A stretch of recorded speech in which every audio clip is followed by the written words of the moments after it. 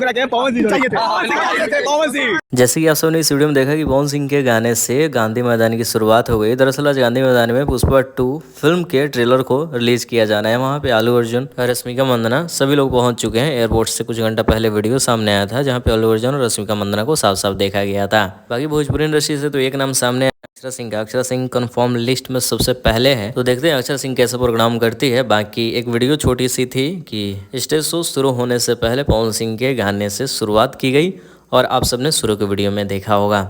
खैर इस वीडियो का एक छोटा सा अपडेट यही था। बाकी पवन सिंह पहुंचते हैं या फिर नहीं, मुझे तो नहीं लगता कि पहुंच भी पाएंगे क्योंकि काफ़ी ज़्यादा लेट हो चुका है। बट कोई बात नहीं, भोजपुरी इंडस्ट्री के लिए प्राउड का क्षण है और खास करके बिहार वासियों के लिए तो जितना सारा वीडियो आएगा इस चैनल पर मिलेगा। तो चैनल को सब्सक्राइब कर लें और मिलते हैं बहुत जल्द किसी नए वीडियो के साथ।